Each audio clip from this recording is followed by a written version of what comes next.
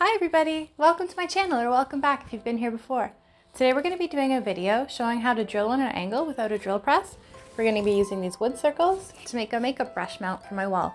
So if you're ready, let's get into it. So we're all set to start our project. We've got our drill, we have a piece of wood that we're going to be using as a guide, a drill bit, just a little bit smaller than the biggest size we'll need, and then we also have these ones set aside for later.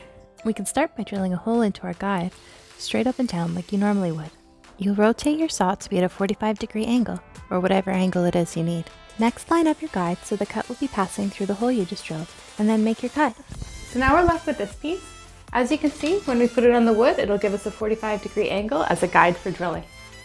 For my project, I'm marking out roughly where I want the brushes to sit. After finishing the first one, I changed my mind and start working with a different pattern. That's okay though, I'll just go back to the first one, flip it over, and create the new pattern on the back.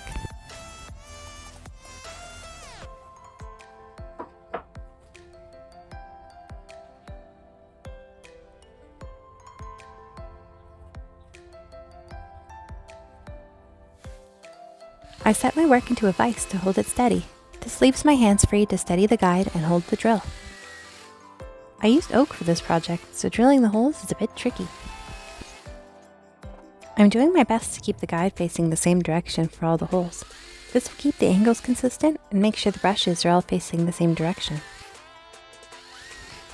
Although I marked out my plan before I began drilling, I decided to improvise a bit to accommodate different brush sizes. The end result's kind of giving Bug Hotel vibes, but I like it.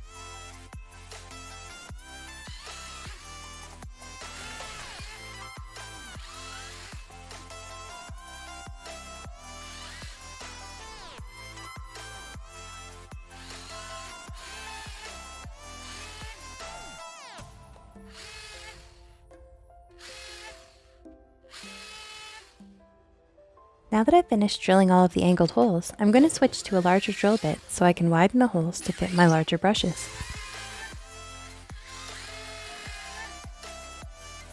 I'm moving on to a table sander to clean up the surface and create a beveled edge that will give it a nice finished look.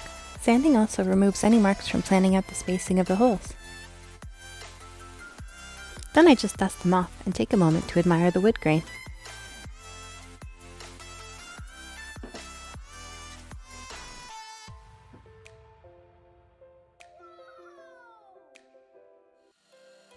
I'm widening the holes out just a little bit more and using a variety of drill bits to make a lot of different sizes.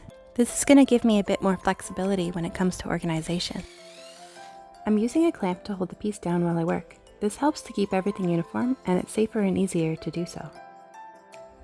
As long as I'm being careful, I can follow the angle that I set before using the guide.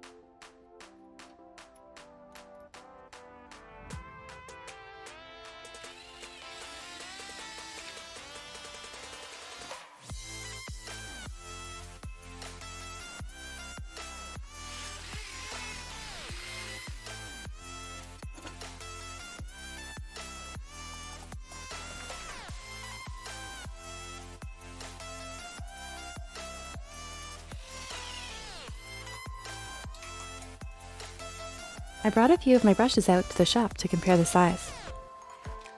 They were bigger than I thought, and I didn't have a bit large enough for the widest brushes, so I spent some time boring the holes wider.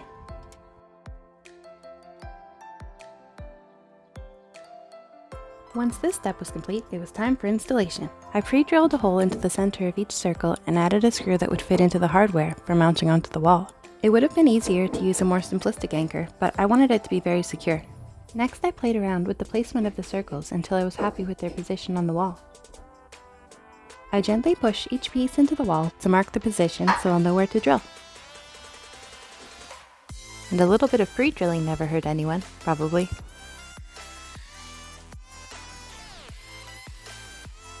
Next, I get my anchors up onto the wall.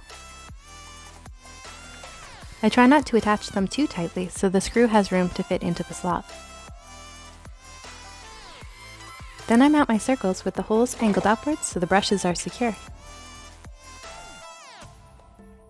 Also, I make sure the anchor is right side up so that the screw slides down into the anchor. That way, gravity will hold it in place.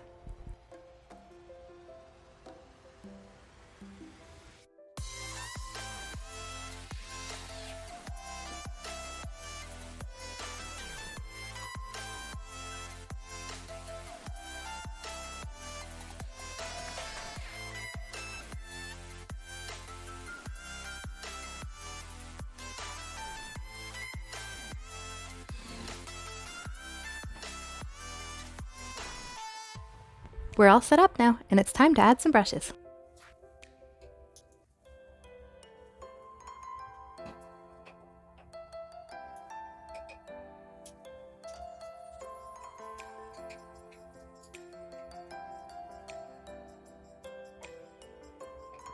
So here's the finished product.